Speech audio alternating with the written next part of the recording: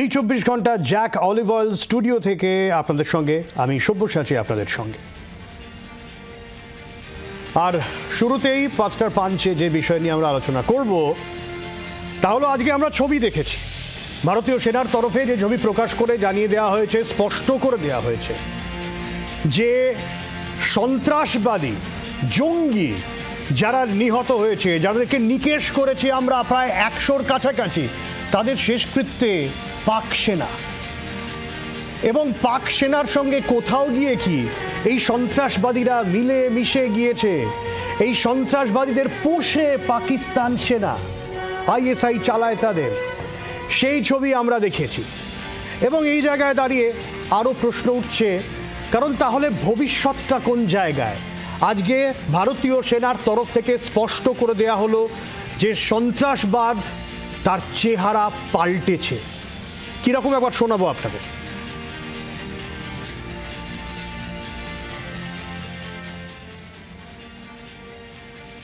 पिछले कुछ सालों में आतंक की गतिविधियों का कैरेक्टर जो है उसमें कुछ बदलाव आ रहा था। अब हमारी मिलिट्री के साथ साथ मासूम सिविलियंस जो कि अपना बचाव करने में विफल थे, उन पर भी हमले हो रहे थे। 2024 में जम्मू सेक्टर में शिवखोरी मंदिर को जाते हुए यात्री और इस साल अप्रैल में पहलगाम में मासूम पर्यटक इस खतरनाक ट्रेंड के विशेष उदाहरण हैं। তো ডিফেন্স এক্সপার্ট রয়েছেন আমাদের সঙ্গে, একটু আলাপ করে দিই। রাজীব শ্রীবাস্তব রয়েছেন স্টুডিওতে, রয়েছেন আর্য ঘোষ। আমি শুরুতেই শ্রীবাস্তব স্যারের কাছে আসব।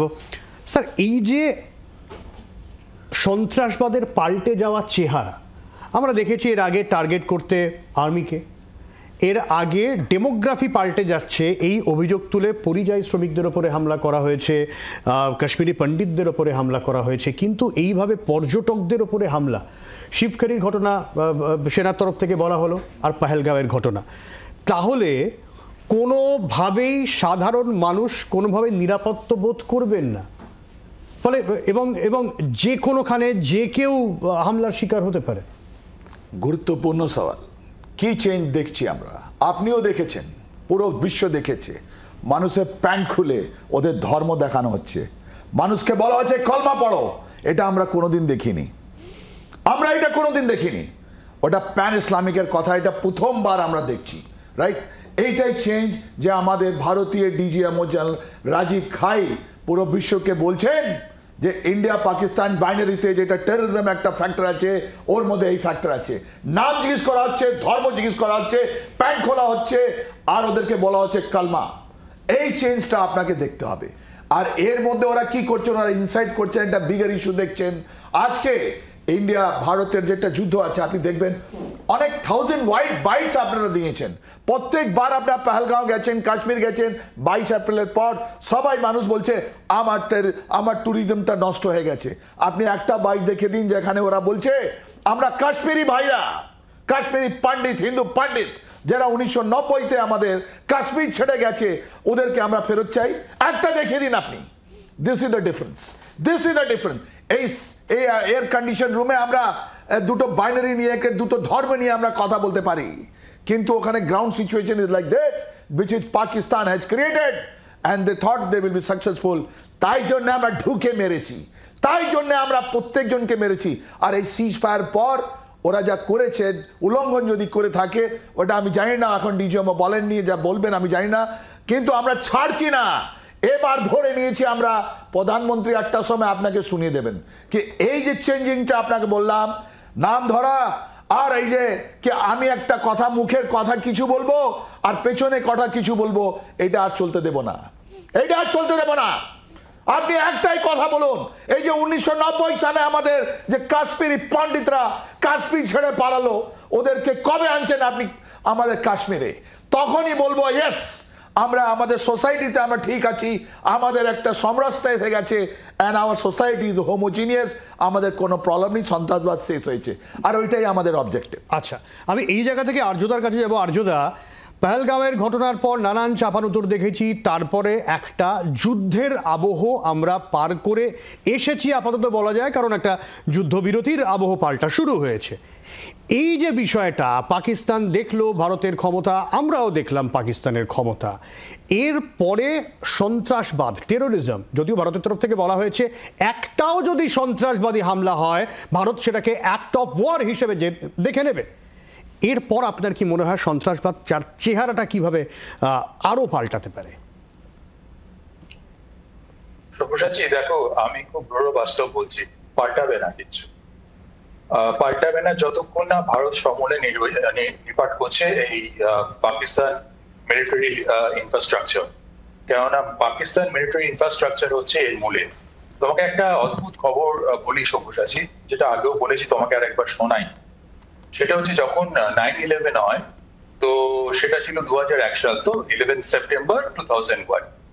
তারপর থেকে 6 বছরে, আমি এটা তোমাকে নিউ ইয়র্ক টাইমসে বেরোনো 18th নভেম্বর 2007 এর একটা রিপোর্ট বলছি, নিউ ইয়র্ক টাইমস।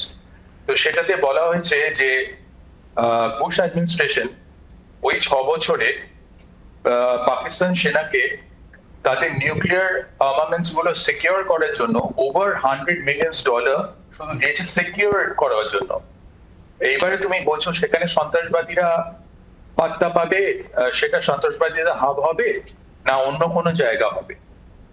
এইবারে তোমাকে আর একটা জিনিস বলি, পাকিস্তান এখানে আমাদের যে পহেলগাঁও আটাকের পরে, পহেলগাঁওর বর্বরতার পরে, গণহত্যার পরে, ধর্মীয় উন্মাদনার পরে, তারপরে যে আমরা অ্যাকশনটা নিলাম, সেইটাতে যেটা হয়েছিল সেটা কিন্তু আমরা ওদের যে নিউক্লিয়ার বেস সারগোদা, এটা নূরখান এয়ারপোর্ট এয়ারবেস নয়, নূরখানটা হচ্ছে রিফুয়েলিং সেন্টার, অত্যন্ত স্ট্র্যাটেজিক একটা লোকেশন।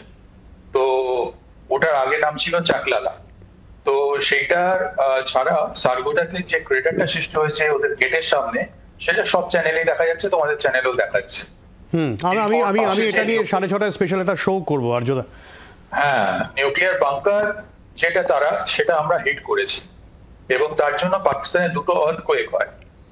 সেটা প্রথমটা হয় একটা আর্যদা, আপনি খুব একটা ইন্টারেস্টিং কথা বলেন। আপনি বললেন যে পাকিস্তানে আজ সকালবেলার যে আর্থকোয়েকের কথা বলছেন, তো না, আজকে সকালের না, 10ই মে রাতের কথা বলছি। পাকিস্তানে আজকেও হয়েছে আর্থকোয়েক, কিন্তু সেটার তাৎপর্য একটা আছে, কেননা এখন অপারেশন সিন্ধু শেষ হয়নি।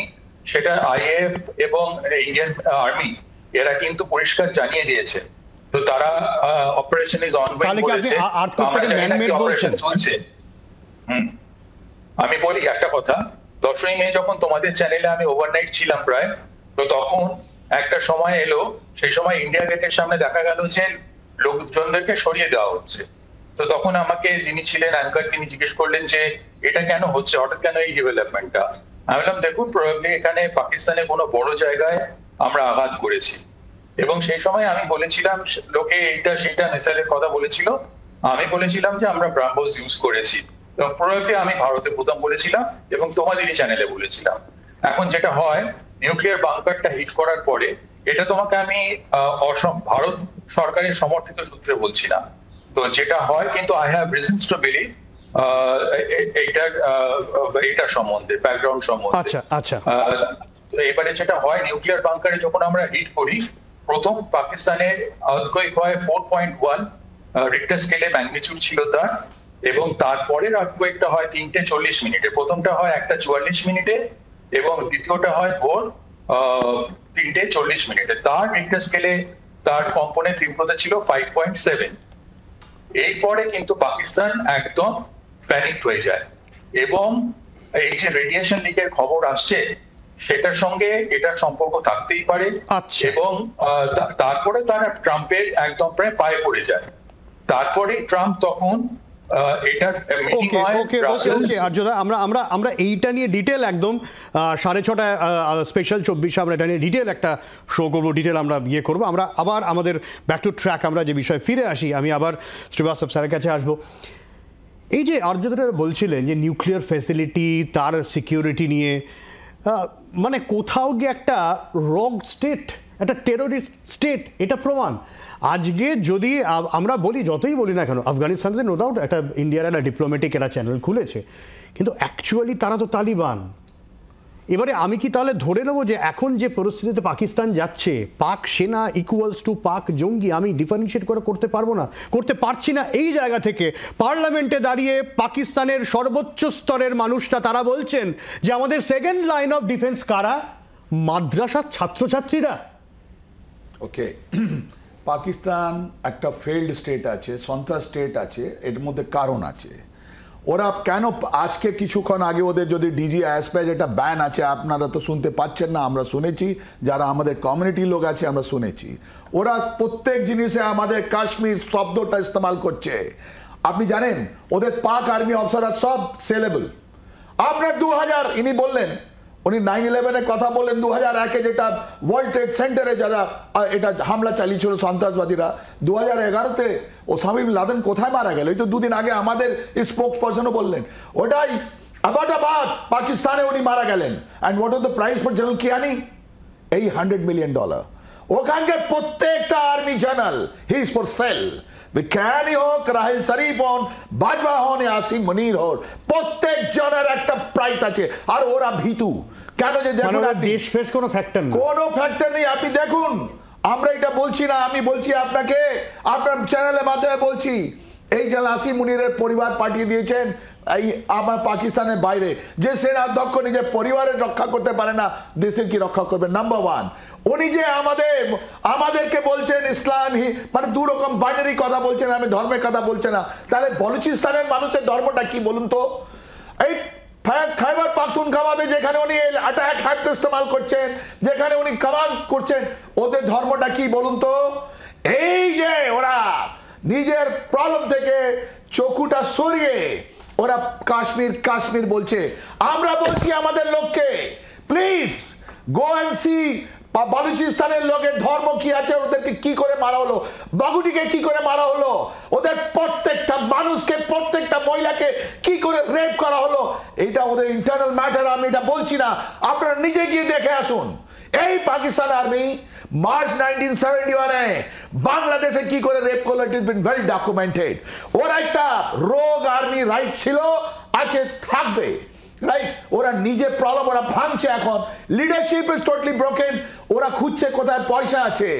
ওদের মধ্যে আপনি জানেন 4টে রকমের লোক আছে। পাঞ্জাবের পাঞ্জাব রেজিমেন্ট, সিন্ধের সিন্ধ রেজিমেন্ট, বালুচের বালুচু রেজিমেন্ট, আর Khyber Pakhtunkhwa frontier province 61 battalion. বারবার আমরা বলছি আপনাকে, যারা বালুচিস্তান থেকে আছে ওরা আজকে ভেঙে পড়েছে, ওরা চায় না যে ওদের সঙ্গে থাকতে, বিকজ বালুচিস্তানের মানুষকে সন্ত্রাসবাদী বলে এই পাকিস্তান আর্মি যেটা করছে ওটা ওকে কেউ ক্ষমা করতে পারবে না। ওখানে হিউম্যান রাইট যেটা হচ্ছে, এই সব জিনিস থেকে ওরা ধ্যানটা ডাইভার্ট করার জন্য অ্যাটেনশন আপনার কাশ্মীর কাশ্মীর কাশ্মীর। আরে ডিজিএস পার্কে আমি বলছি আপনাকে, বলুন না বালুচিস্তানে কি হচ্ছে, যাও দেখো, আমি ওখানে ঘুরতে দেখো, তোমার বুঝতে পারবে তোমার ওখানে কি আছে। আর ওরা জানুয়ারি 2024-এ এই ওরা এখানে ফায়ার করলো, ও ইরান ফায়ার করলো বালুচিস্তানে আপনার 12 জানুয়ারি 2024। আর ওর পর একটু কিছুদিন পর 16 তারিখে 16 জানুয়ারি 2024 পাকিস্তান ফায়ার করলো ওইদিকে আপনার ইরানে। কেন? ওখানে একটা সিস্তান প্রভিন্স আছে আর দুদিকে বালুচিস্তান আছে। আমরা জিজ্ঞেস করছি বাংলাদেশ পাকিস্তানের মধ্যে যারা আছেন ওরা কি কোন ধর্মের লোক আছে? তুমি নিজের ধর্ম বাঁচাতে পারছো না, হয়তো একটা নতুন আবার একটা দেশ তোমাদের ভেঙে দূর হবে না। তার মানে ওদের দেশের কোনো ঠিক নেই, ধর্মের কোনো ঠিক নেই, শুধু টাকা। শুধু টাকা। এন্ড দ্য টপ লিডারশিপ কোথায় আছে আপনি দেখুন। আমি এই জায়গা থেকেই আর্যদার কাছে যাব, যে দেশের সেনার নীতি নৈতিকতা দেশপ্রেম ধর্মপ্রেম কিচ্ছু নেই, সেই জায়গা থেকে আর্যদা তারা একটা সন্ত্রাসবাদী তৈরি করছে, জঙ্গি তৈরি করছে। এবং এই জঙ্গিরা তো আর্যদা টেকনিক্যালি আমি যদি দেখি, এই জঙ্গিদের তো আন্তর্জাতিক নিয়ম কানুন মানার কোনো রকম কোনো বালাই নেই। তাহলে সেকেন্ড লাইন অফ অ্যাকশন বরাবরের জন্য পাকিস্তানের এই জঙ্গিরা থেকে যাবে এবং এদের কি পুষে আরো বাড়বাড়ন্তই হবে? এটাই ভবিষ্যৎ, এটাই ভবিষ্যৎ। দেখো সব্যসাচী, এখানে প্রাইম কালপ্রিট হচ্ছে আমেরিকা। আমেরিকা যখন ইউএসএসআর ভাঙে তখন আমেরিকা কি করেছিল, এদের সাপোর্ট নিয়েছিল এবং পাকিস্তানের, এবং সেই সময় থেকে কিন্তু তুমি দেখবে উগ্রপন্থার সৃষ্টি হয়েছে। সাউথ এশিয়াটাকে আমেরিকা অস্থির করে রেখে দেওয়ার জন্য পাকিস্তানকে তখন they equip Pakistan to the teeth with arms and ammunitions. তারপরে সেই সময় তুমি দেখো ইউএসএসআর এর ওই ভাঙার সময় চায়না কিন্তু নীরব দর্শক থেকেছিল। ইউএসএসআর আর চায়নার মধ্যে তো আমরা এত ক্লোজ রিলেশনশিপ বন্ডিং শুনি, কিন্তু চায়না নীরব দর্শক ছিল, বাধা দেয়নি। উল্টে 1971-এর সময় রাশিয়া তার নিউক্লিয়ার ফ্লিট পাঠিয়েছিল 7th ফ্লিটকে আটকানোর জন্য ইউএসএ, এবং তাতে ব্রিটেনেরও ফ্লিট ছিল। আমি তোমাদেরকে বারবার বলে গেছি যে আমেরিকা কোভার্টলি হেল্প করছে পাকিস্তানকে, ব্রিটেন অ্যান্ড টার্কি। সেটা আজকে ধ্রুব সত্য হিসাবে প্রতিষ্ঠিত হয়ে গেছে, ভ্যালিডেটেড হয়ে গেছে আমার কথাটা। এবারে তুমি দেখো আমেরিকা কেন করছে। আমেরিকার স্ট্র্যাটেজিক পার্টনার হচ্ছে পাকিস্তান, সবচেয়ে আইডিয়াল পার্টনার। কেন না, পাকিস্তানের ওই দুর্দশা, দৈন্যদশা, ওদের অশিক্ষা, ওদের ওই র্যাডিক্যাল মাইন্ডসেট, আমেরিকা জানে ওদেরকে চাবুক মারলেই আটকে রেখে দেওয়া যাবে, আর চায়নাও তাই জানে। সেই জন্য চায়না এবং আমেরিকা একই সঙ্গে সাউথ এশিয়াতে পাকিস্তানকে একদম স্ট্র্যাটেজিক পার্টনার হিসেবে ইউজ করছে। এমনকি ইউক্রেনে আর্মস পাঠানোর সময় ওদেরকে কোরিয়ার হিসেবে ইউজ করেছে নেটো এবং ইউরোপিয়ান ইউনিয়ন, মানে বেসিক্যালি নেটো মেম্বার, আর নেটোর কাস্টোডিয়ান হচ্ছে আমেরিকা। ভারতকে আমেরিকা সেটা করতে পারে না, কারণ ভারত উগ্রপন্থার চাষ করে না, তো ভারতকে কোনোভাবে এইসব স্যাংশন করা যাবে না। কিন্তু পাকিস্তানকে চিরকাল ওই এফএটিএফ, তুমি দেখো যখন যেরকম ভাবে এফএটিএফ কে বলা হয়েছে, এফএটিএফ আমেরিকা দুটো সংস্থা জানবে আমেরিকার অঙ্গুলি এলানে চলে। Basically FATF is nothing.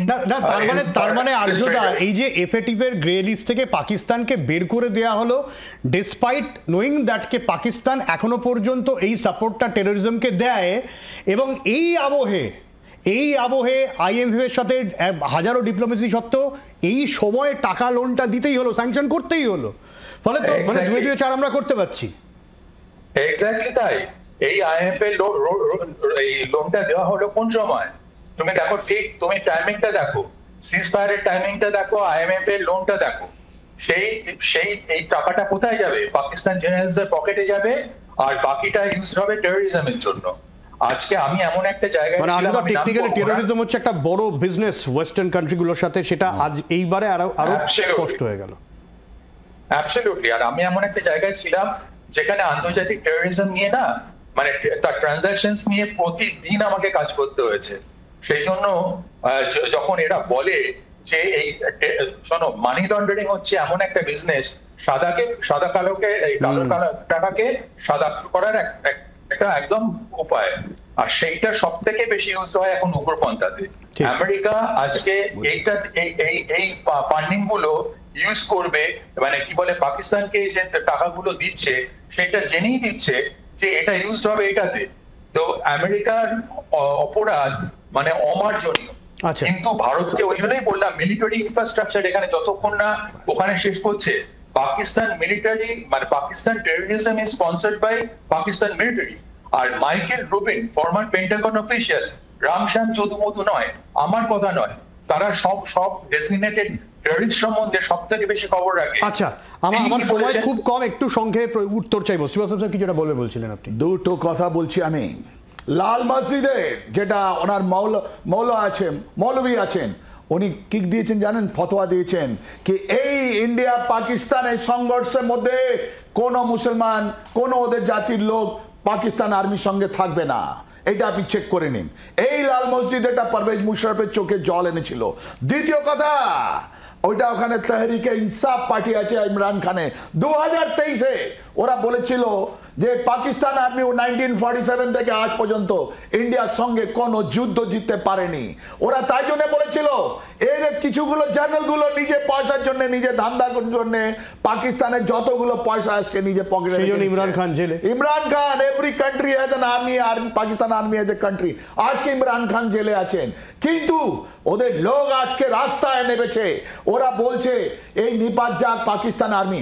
আর কি হলো? মে 2023-এ 4 কোর জিওসি, যিনি লাহোরে লেফটেন্যান্ট জেনারেল ছিলেন, ওনার বাড়িতে লোক ঢুকে আগুন লাগিয়ে দিল। আজকে পাকিস্তান আর্মি দুটো ফাড় হয়ে গেছে লিডারশিপে। ওদের নিজের মধ্যে যারা আছে ওরা যেরকম সন্ত্রাসবাদী অপারেশন চালিয়েছে নিজের দেশের মধ্যে, পাকিস্তান আর্মি খান খান হতে চলেছে। আচ্ছা আচ্ছা, খুব সংক্ষেপে আমি উত্তর নেওয়ার সময় খুব কম। যদি টেকনিক্যালি ধরে নিই যে ভারত স্পষ্ট করে দিল যে যে কোনো রকম সন্ত্রাসবাদী হামলাকে ভারতের বিরুদ্ধে যুদ্ধ ঘোষণা হিসেবে ধরে নেবে, ভারত সেভাবে ব্যবস্থা নেবে, তাহলে আর একটা ফ্রন্ট কি খুলে যেতে পারে বাংলাদেশ? সেখান থেকে কি এবারে জঙ্গিবাদের চাষ শুরু হলেও হতে পারে এমন আশঙ্কা রয়েছে? আর্যদা খুব সংক্ষেপে, তারপর একই প্রশ্ন শ্রীবাস্তব স্যারের কাছে, খুব সংক্ষেপে। হ্যাঁ একদম তাই। আজকে বালুচিস্তানে পাকিস্তান যেভাবে হ্যারাস্ট হচ্ছে, ওরা কিন্তু সেইভাবেই ইস্টার্ন বর্ডারকে ইউজ করবে, ইস্টার্ন ফ্রন্টকে, বাংলাদেশকে। এ সম্বন্ধে নিশ্চিত। ওখানে সব থেকে বড় কথা হামাস ঢুকে গেছে। তো এই আমাদের ইস্টার্ন ফ্রন্ট সম্বন্ধে আমাদের যদি সতর্ক হই, আমাদের জনঘনত্ব পার স্কোয়ার কিলোমিটার বিশালভাবে ক্ষতিগ্রস্ত হবে, আঘাতপ্রাপ্ত হবে। 7 তারিখে সকালবেলা মুজাফরাবাদে আমরা দুটো বোমা ডাললাম। ওইটা ছিল হিজবুল মুজাহিদিনের ক্যাম্প। শেষ। হিজবুল মুজাহিদিন জামাত ইসলামের একটা ফ্রন্ট অর্গানাইজেশন, সন্ত্রাসবাদী অর্গানাইজেশন। কোথায় আছেন সৈয়দ সালাউদ্দিন? এই কথাটা হচ্ছে আপনার জামাত ইসলাম বাংলাদেশ, হিজবুত তাহির এন্ড হিফাজত ইসলামকে একটাও জিনিস যদি হয় আমাদের বর্ডারের ভিতরে, আমাদের জিনিস রেডি আছে। যা আমরা মুজাফরাবাদে করলাম, আমরা হেজিটেট করব না। আই এম শিওর আমাদের গভর্নমেন্ট হেজিটেট করব না, আমি কেউ নয়।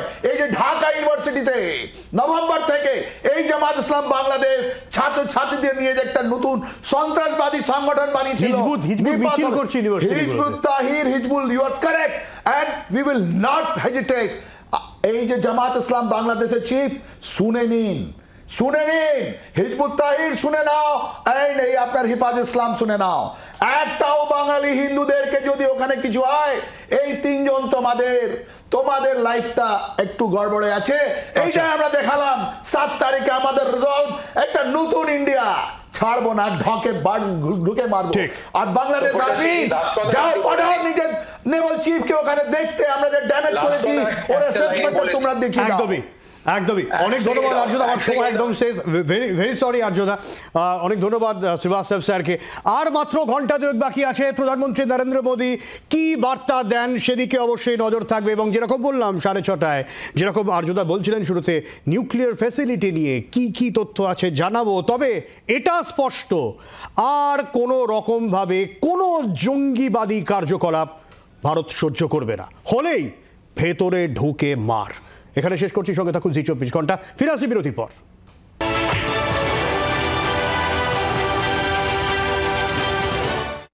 ভারতীয় সেনা, নৌবাহিনী এবং বায়ুসেনাকে উৎসর্গ করে ইডেনের সামনে বিশেষ বার্তা সিএবির তরফ থেকে। মূল প্রবেশদ্বারের বাইরে, যেখানে এতদিন কলকাতা নাইট রাইডার্সের তারকাদের মুখের ভিড় ছিল, সেখানে এক বিশাল আকায় কাট আউট ঝোলানো হয়েছে এই 3 বাহিনীকে বিশেষ বার্তা দিয়ে। তাদের ত্যাগ এবং দেশের জন্য বলিদানকে কুর্নিশ জানানো হয়েছে।